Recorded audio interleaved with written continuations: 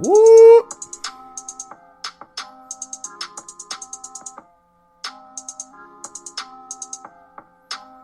What's poppin'? A little bit of everything podcast was in the building.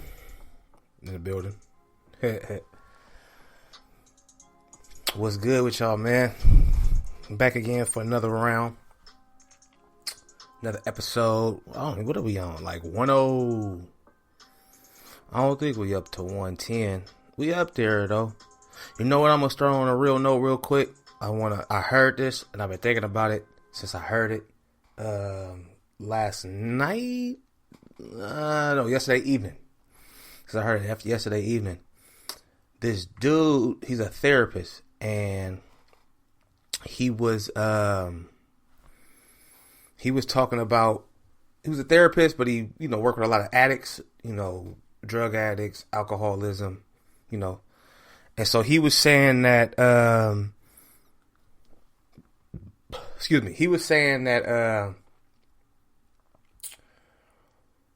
one of the main things that make people keep doing the drugs or keep going back to the drugs or keep going back to the alcohol, whatever the vice may be, what makes them do that is sometimes the way the people who are trying to help them talk to them. And when he said it, because I have a cousin who's kind of going through some things right now, and he's using his vice, whatever, he's using his vice right now to get him through, whatever he's going through. And what the dude was saying, I want to say he was a doctor. I didn't catch his full name, but I believe he was a doctor. But he was saying that when people like initially hear about somebody going through something, I can't verbatim say what he was saying, but what he was saying is what I've done to my cousin. So just, it's going to come to me as I go through it. But he was saying when you first hear about it, one of the first things you do is you hit them, or you pull up on them, or you go see them, which I did. And, you just try to talk to them, kind of pep talk them. Just get yourself together. You feel me? Do this, do that. Get back on your feet. Get back to the old you, such and such, so forth and so on. And he said that's not bad advice. That's a good thing to do for people who are going through something. It's showing them support, right? And then he said, but if that don't work, most people's second reaction is trying to tell them something to try to motivate them by getting a little more personal, which is when you may say something along the lines of, oh, what about your kids? Or like, bruh, you gotta, what about, Grams or your mama, or, you letting people down. And he said that second one is one of the main ones that make people go back to the drugs or the drinking because it depresses them. And most of the time, people do the drugs or the drinking heavily because they're already depressed or they're already going through something bad. And the only way that they can not feel it is to kind of numb themselves or, to get on the, smoke or snort or shoot up or whatever the case may be. And that's how they don't feel themselves. That's how they don't feel what they're going through. And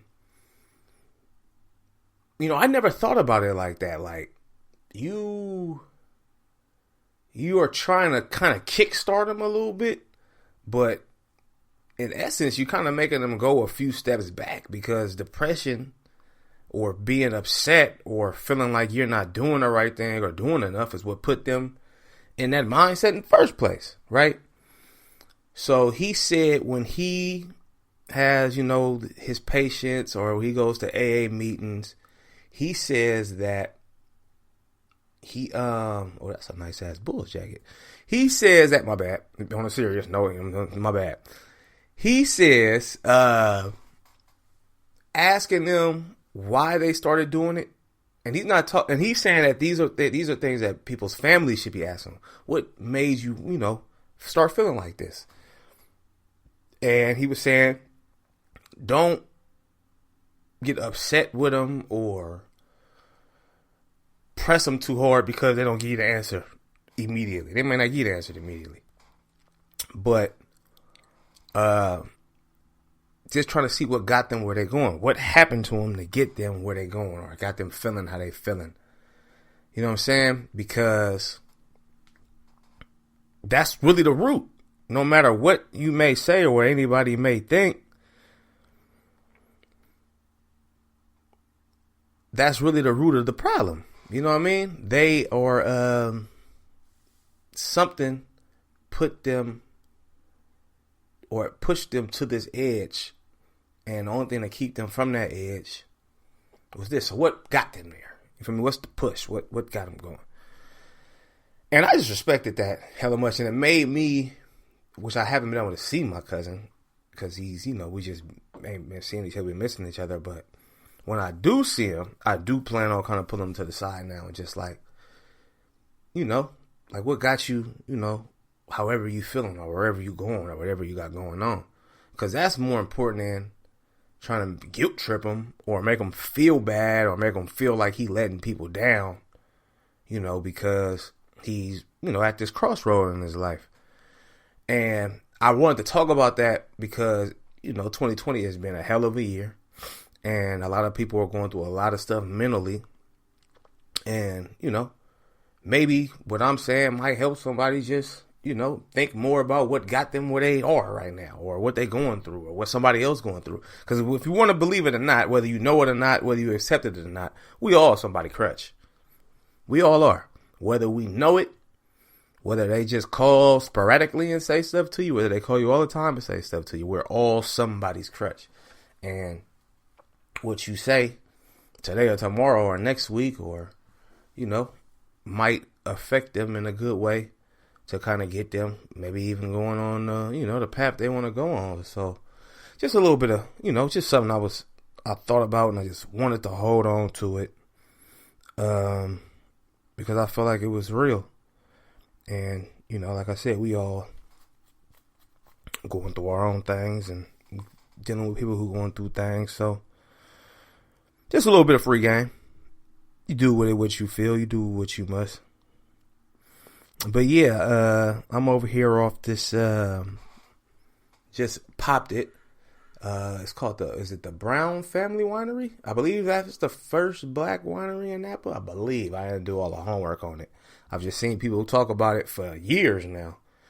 And it was at the store, so I grabbed one.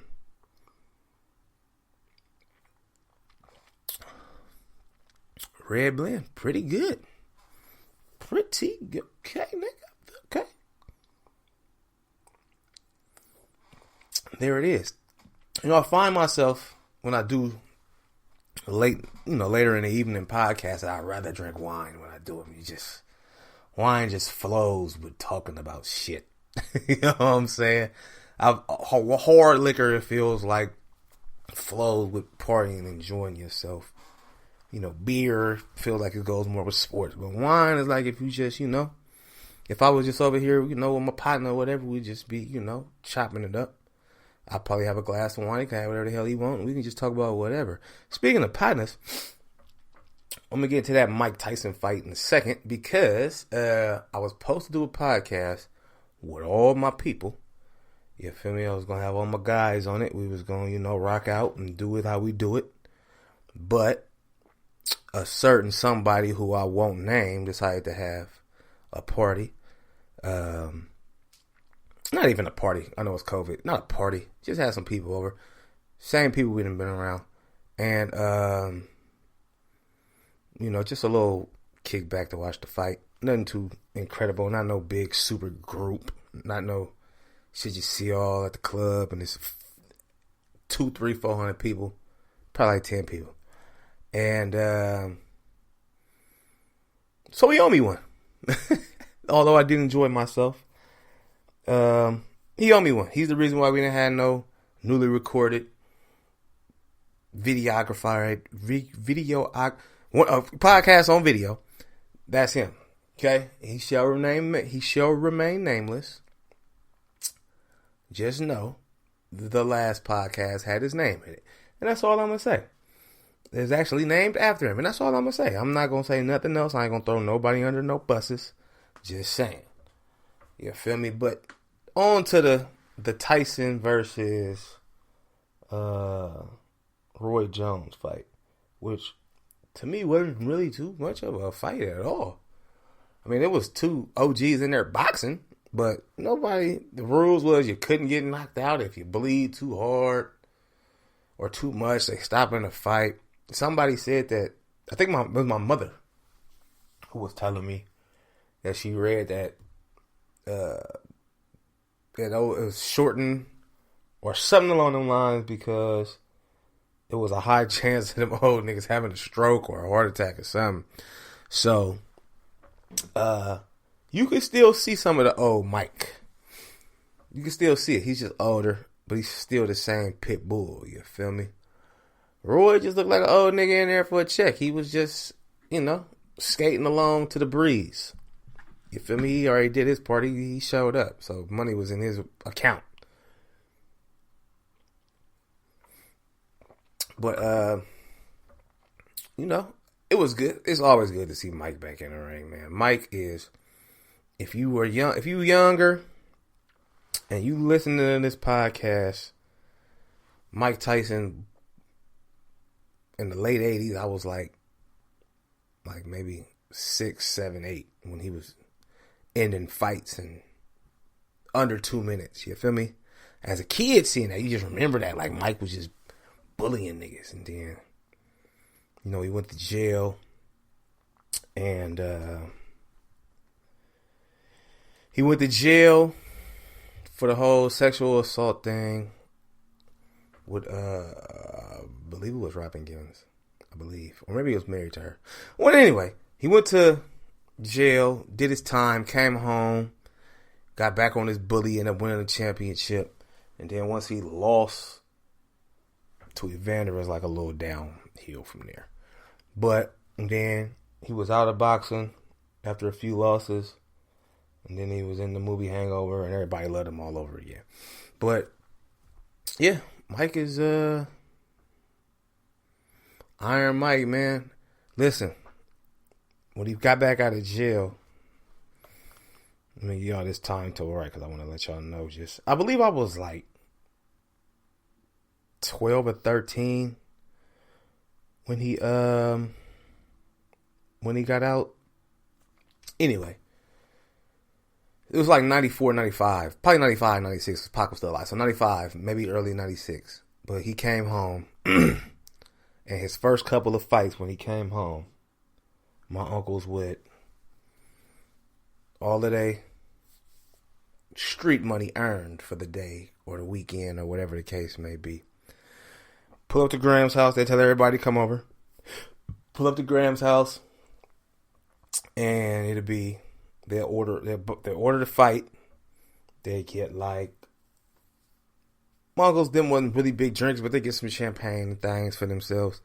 Get like 20, 30 crabs. Cook them for everybody. Graham's will make some. You feel me? And that's what we would do. We would watch all the fights and eat crab and talk crazy and enjoy ourselves. All the cousins over there. You feel me? And then when the fight came on, we're all stuff in the little back room in the back. You feel me? And watch Mike fight. You feel me? And like that right there was when I first learned, to me, that you got to take, if you got some type of money, if you got more than everybody else, whatever the case may be, not more than everybody else, but if you can sustain something maybe a little bit longer than everybody else, or you got, you in a better position at the moment than everybody else, that's when you take care of your people. You feel me? And from that, you feel me, when I was, once I started getting a little bit of money doing whatever I was doing, you feel me, I was always taking care of my little cousin. So, Mike was, Mike was the shit back then, man. I'm telling you. YouTube him. See what he all about. See how many niggas he put to sleep immediately as soon as they got in the ring. Speaking of niggas getting put to sleep in the ring, Nate Robinson, basketball player, dunk contest. I don't know if he won it, but he was in it. Boy.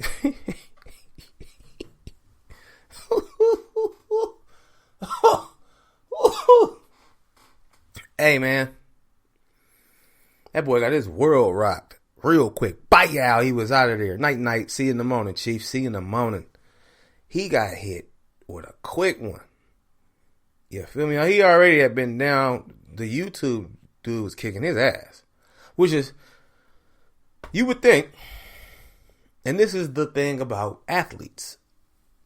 If you look at, like they say about LeBron, LeBron can play any sport. And, he's 6'8", and 230, and fast as hell. Which is, he is. But in another sport, you might have, none of that athleticism might not work. You feel me? Nate Robinson was an athlete. Stupid hops, strong. You feel me? He said he could play football. He went to box. He got in there with somebody else that even wasn't even a boxer and got knocked the fuck out. Cold. Put brother to sleep. Night juice. Nigga, that was the highlight. That was the highlight of that whole thing. Once I found out that, couldn't nobody get knocked out with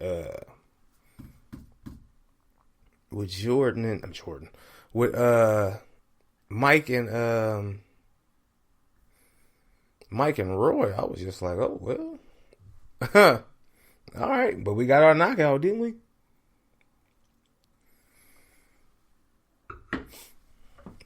We surely got our goddamn knockout. Yeah, bro, I got put to sleep something cold. That was awful.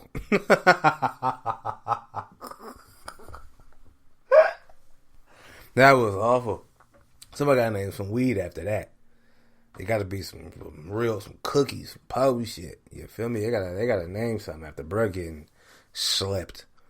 Something real. He was out of there. Naming that Nate Robinson, the sun's gonna have you on your ass. Because he was up out of here quick, fast, in a hurry. But yeah, though. It was good to see Mike back in the ring, man. And I'm glad we got to see a knockout. So we all win-win, right? Big win-win for everybody. Big win-win. So I seen this on. Yeah, actually, you know what? Before I get to that, before I dabble in that, if anybody follows sports here in California, they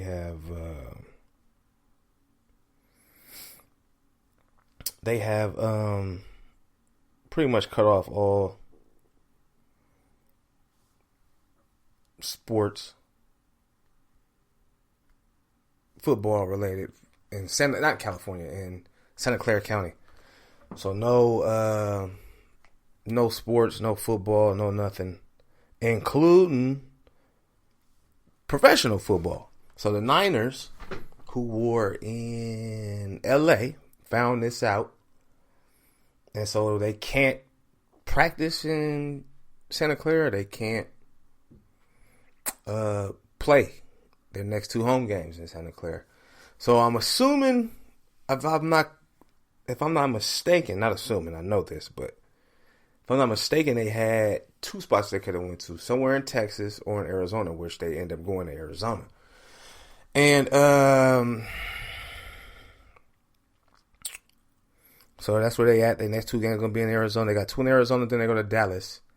And they go back to Arizona to play the Cardinals. So I'm assuming the Cardinals' next two home games are away. And then they got two road games, and then they got two home games, one against whoever, and then one against the Niners when they get back. Now, I understand fully and completely. I understand fully and completely that,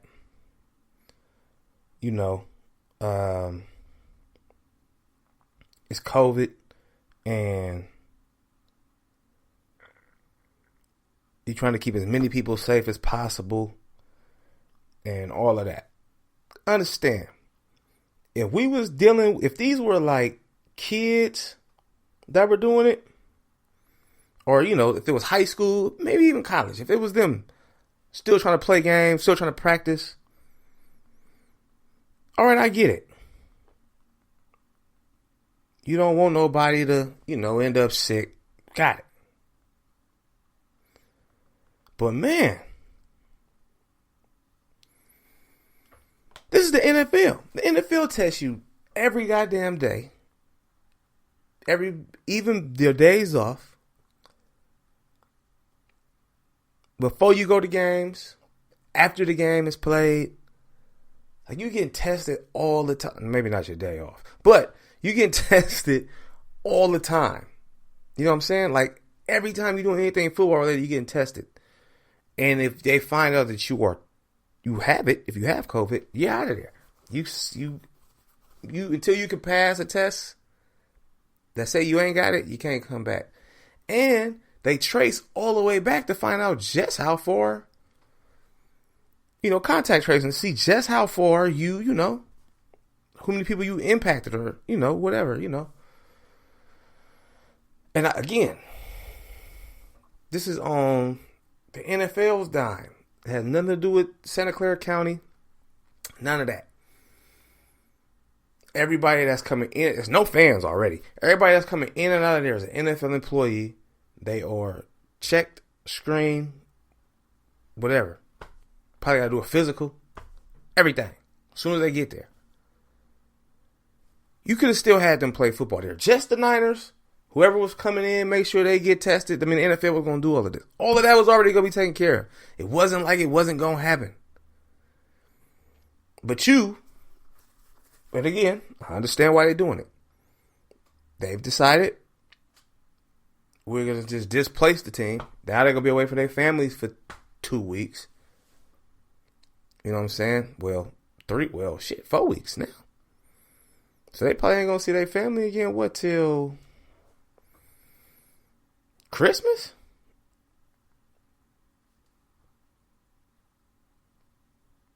Oh, wait, hold on. Wait, excuse me 1 second. My auntie texted me. Because I took some pictures for my little cousin for her birthday. So she's just seeing the pictures. Excuse me, a little bit of business while I'm doing business. But they're not going to see their families at least until Christmas.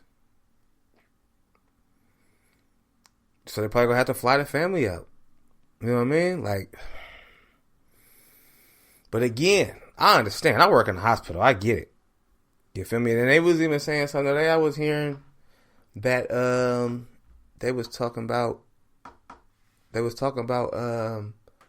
once this vaccine thing kind of kick in and they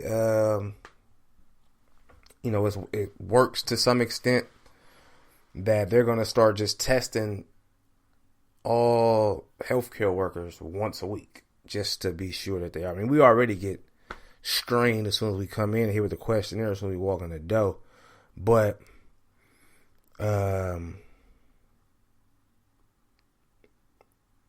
once a week, that's just what they're saying. We'll see how it all plays out, how it goes. But it's new, man. It's stuff that we've never been through before. You feel me? And I was talking to my mom last night, and she was saying that she'll feel a little more comfortable once the vaccine come out because she think you'll be less susceptible to getting it. And I said, yeah, you're right. I mean, but the flu shot is on, the flu shot is only 50-60% supposed to work. You can still get the flu shot and get the flu. It happens. It happens to people all the time. I don't know. I'm pretty sure the percentage is small of people who get the flu shot and die from the flu, but you can get the flu shot and still get the flu. You get the COVID shot and probably still get COVID. It is what it is. But, and I know a lot of people talking about they're not going to take it and think people trying to put some chip in them. I don't know why y'all think y'all that important for the government want to put anything inside you, but that's another conversation for another day. You can't trust it. And again, some people take the flu shot and make them sick. Some people don't take the flu shot, still get sick. It's a roll. It's just going to be what it's going to be. I don't, I personally, when they hit the hospital and they ask if you want to take it, I'm not taking it. You know what I'm saying? When I first got to the hospital, I didn't take the flu shot. Last year, I took the flu shot. And this year, I haven't taken it. I still might take it. I don't know. It just depends on how I feel. I don't really give two shits about no conspiracy theories. It is what it is. But Oh man, we just gotta see. And it's hard to do anything. What a nigga say earlier on Twitter? It's hard. Basically what he said was an expert can come out and tell you what they've been studying for the last 6 months or 5 months or whenever it hit. Every day. Every day they've been studying this, talking to people, reading reports, doing labs, seeing people die, seeing people come back, seeing people beat it. They've been seeing it for the last 5 months, right? He said, but it's just this one person that can watch a 3-minute video on YouTube and all of a sudden they're an expert on it. So, and I'm like, damn, like that's really how it is now. Like, you can know absolutely nothing about it. Nothing. And then see one video and think you know everything about it. And like how? Like they ask like how? Like how? But that's just the way it is now. You don't have to know anything to know everything. And that's the crazy part about it. Like completely crazy. So we on the, the whole versus hype. So somebody has said, and I thought this was stupid dope. Somebody has said Cartoon Network versus Nickelodeon. Now, as a 90s kid, growing up, Nickelodeon was it. The shit had everything. Rugrats, Ren and Stimpy, Hey Arnold, early 90s. Rocko's Modern Life, Doug. And did y'all know that Rocko's Modern Life is SpongeBob SquarePants is pretty much a spinoff of Rocko's Modern Life. I think I might have said that on here before. But yeah. Real shit. So,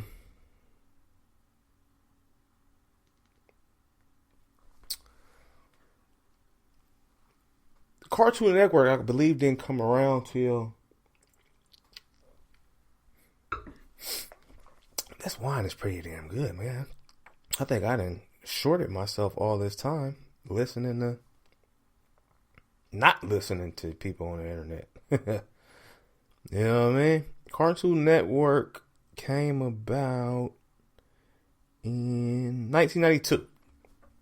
1992 is when it started, right? Nickelodeon had been around since the damn 80s. But 1992 is when it started. So the beginning of them can't fuck with Nickelodeon. Like I said, Rugrats, Doug, Ren and Stimpy, Rocko's Modern Life. Heavy hitters. Early 90s. Heavy hitters. Now, late 90s. This is where it starts getting interesting because Nickelodeon still had, that's when they had Hey Arnold, they had Cat Dog. I fuck with Cat Dog. They had Kenan and Kel. They had all that. All of them was bangers. You feel me? All of them was bangers. But then here came Cartoon Network. They had the Powerpuff Girls, Dexter's Lab. Dexter's Lab was hilarious. Courage the Cowardly Dog, Ed, and Eddie. I didn't watch Ed, and Eddie, but a lot of people rocked with Ed, and Eddie. A lot of people rock with Ed, and Eddie. So, I mean, it was in there. You feel me? But I guess since Nickelodeon was kind of gearing more towards like the sketches and the real TV shows, like sitcom-ish, and Cartoon Network was straight on the cartoons. And then they had the whole Toonami thing they was doing. So boom, 2000s. And this where Nickelodeon came back with another round of heavy hitters. Because Nickelodeon had, of course, SpongeBob. SpongeBob arguably, and it may not even be much of an argument, is probably the greatest, cartoon. The reason why SpongeBob got oversaturated because it kind of became the only type of cartoon they had left late in the mid 2000s. You feel me? It was just kind of just SpongeBob and a bunch of other. We'll get to those in a second, but SpongeBob for sure. You feel me? SpongeBob, heavy hitter of them all. Probably the heaviest hitter you'll ever see. Yeah, SpongeBob, Invader Zim, which was hilarious. It was a low-key, hilarious. And then you had Fairly Odd Parents, which was super big for some reason. I hated the Fairly Odd Parents. But it was always on. Always. Like, I didn't like the Fairly Odd Parents at all. At all. But Nick had, Nick Jr. and Nick at Night and all that shit too. But while Cartoon Network had, still the old stuff. Nickelodeon still had some of the old stuff too. But The Grim Adventures of Bill and Mandy, which was hilarious. Foster Home for Imaginary Friends, Samurai Jack. Again, another one. I didn't really rock with Samurai Jack like that, but a lot of people did. That was their movement. I can't think of other bruh with the big head and the big hair. I can't think of his name off the top of my head. That was on Cartoon Network that a lot of people was rocking with too. But yeah, SpongeBob for sure gave him the crown they was looking for. It is what it is. You feel me? You can't. SpongeBob is one of them greats, man. This is just how it's rolling out. You just gotta accept it for what it is. If not, SpongeBob is the greatest. There is no if. SpongeBob is the greatest American cartoon of them all. His run is incredible. And then in the mid 2000s, you had Danny Phantom. You had Avatar, which a lot of people rock with Avatar. But they was more on, you feel me, Drake and Josh, Ned's Declassified, Unfabulous, iCarly. iCarly was big. Zoe 111 was big. But iCarly was super big. Because it was kind of like the beginning of like the internet wave. Like they caught it right as it was taking off. It was stupid big. And then Cartoon Network had a couple of shows. Camp Lazlo, Jim Partner and Monkey Trouter. But they didn't have no heavy hitters like that. Not like Nickelodeon. But once you got into the 2000s, though, that's when, in the 2010s, that's when Cartoon Network just started sliding through with the heavy hitters. You feel me? I mean, Nickelodeon had Sam and Cat, but they had the regular show. They had Amazing World of Gumball. Let me tell you something about Amazing World of Gumball. While I got here, we got Uncle Grandpa, Annoying Orange, all that.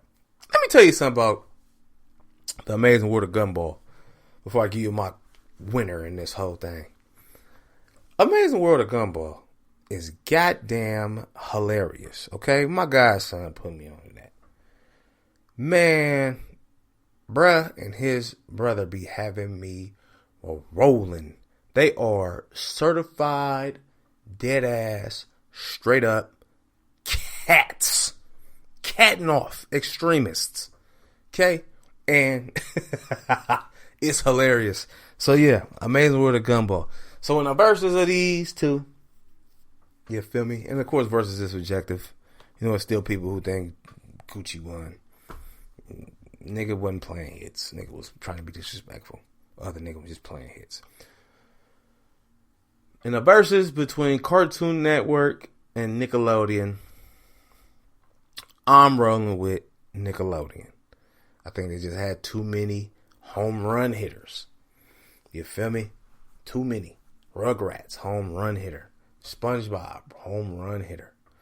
Not to say that Ed and Eddie wasn't a home run hitter, which it was. But they just didn't have that. You know what I mean? Dexter's had that. No, Dexter had it. Dexter was hilarious, but love Dexter. Dexter was hella mad and hella smart and with the shit at all times. I love Dexter. But yeah, Good old Cartoon Network. And another trick up the sleeve, which we can't really give them, but you can kind of give them, was Adult Swim. Now, Adult Swim had a lot of, I think it had Robot Chicken.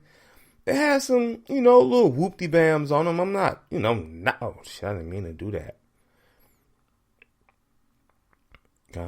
But they had their few little things, but what really had Adult Swim popping was Futurama and Family Guy. Now, this is something, I don't know if a lot of people know this, but Fox had canceled Family Guy for a period of time. And it went over to to Adult Swim and took off immediately. Immediately took off. And they brought it back to Fox. So, and I believe as far as Futurama is concerned, I don't think Fox sold the rights to Futurama, but they let Cartoon Network kind of just do it. Because that's where I first started watching Futurama, was on Cartoon Network. I didn't even know it was on. It was on Fox, and then it was on Comedy Central. But, oh no, that's after it was off of Fox. Yeah, it went straight over to, after I left Fox, it went straight over to Cartoon Network. And that's where I first seen it. I used to go to sleep at night off of Futurama. It was the last thing that came. It used to be Family Guy, I think, at 11. Or maybe Family Guy at 10:30 and 11. And no. It was Family Guy at 10 and 10:30. And then it was Futurama at 11:30. And I used to go to, in high school, I used to go to sleep at I used to get into bed around 10:30. But I wouldn't go to sleep to damn near midnight. And the last thing I remember hearing before I was going to sleep was the outro music to Futurama. So that was my era right there, okay? That was my time in the sun. That was my time in the sun right there. But yeah, though. A little bit of everything podcast, man. When was the last one I did this? Because I was told to do one every 10 days, right? Let me see. And the last one was... Are they going to show you the date? You see how they do your boy? Oh, the 17th. So, it's been about 2 weeks. Damn, it's been 2 weeks? Jesus Christ. The hell I be... Working. That's what I be doing. Working. Yeah, you know what? It's been exactly 2 weeks since I did the last one. So it's all good. It's symmetrical. I'm right back in here with you. But shit, though. Won't be waiting 2 weeks for the next one. I can promise you that much. A little bit of everything podcast. Holla at y'all on the flip side. Peace.